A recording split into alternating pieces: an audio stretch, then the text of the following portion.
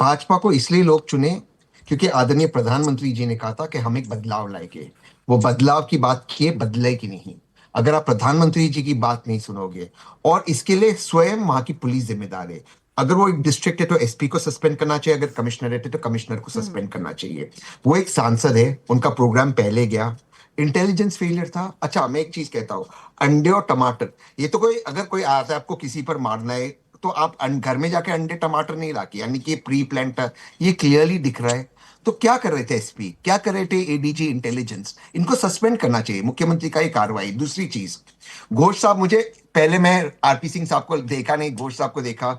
Media में बहुत अच्छा नाम है, पत्रकार है। लेकिन जिस तरह से घोष साहब ने कहा भाजपा के दरवाजे बंद है, मुझे लगा शायद घोष साहब आजकल किसी और पॉलिटिकल पार्टी में, मीडिया में।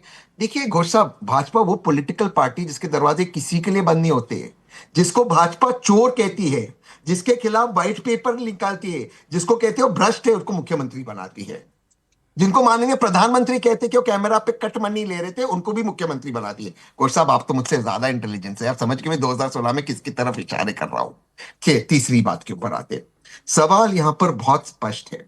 सवाल है कि क्या टीएमसी में सब कुछ ठीक है? नहीं, बिल्कुल ठीक नहीं है। इसको आप दो तरह से देख सकते हैं। एक तो जो टीएमसी के प्रवक्ता है उनके घमंड से आप देख सकते हैं, पुरोहित साहब के, कि जो जाना चाहते जाइए, हम तो खड़े रहेंगे। इससे आपकी पार्टी का नुकसान होगा। मैं आपको जेन्युइनली कह रहा हूं।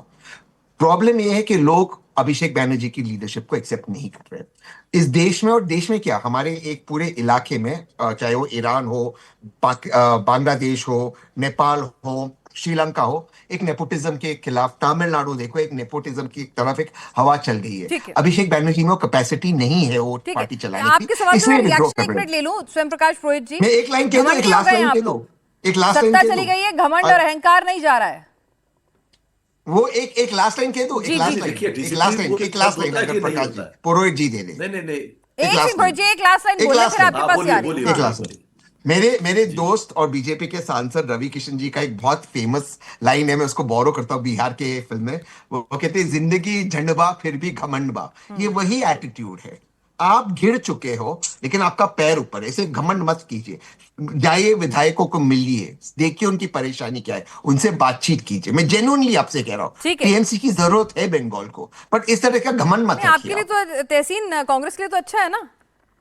टीएमसी टूटेगी तो वो वोट बैंक वापस भी आएगा, कहाँ जाएगा उस पर मैं चर्चा करूंगी। देखो, लेकिन ठीक है, ठीक है, जरा स्वयं कांग्रेस का प्रकाश पुरोहित जी बाद में से एक चर्चा सेकंड राउंड में उसकी चर्चा करूंगी। यहाँ पे स्वयं प्रकाश पुरोहित जी, भाई डायलॉग भी सुन लिया आपने, सीधे सीधे घमंडी कह रहे हैं, सत्ता चली गई, सत्ता के नशे से बाहर आई है, अहंकार चूर चूर हो चुका नहीं है, जनता ने नहीं बता दिया है। नहीं, कह सकते हैं। देखिए चार लोग तो चार तरह की बात करेंगे ही। अपने हाँ। चैनल में पांच लोग बैठे हैं तो सब अलग अलग बात करेंगे, अपने अपने मुद्दे की बात करेंगे। असली मुद्दा क्या है? पार्टी के डिसिप्लिन का मुद्दा है।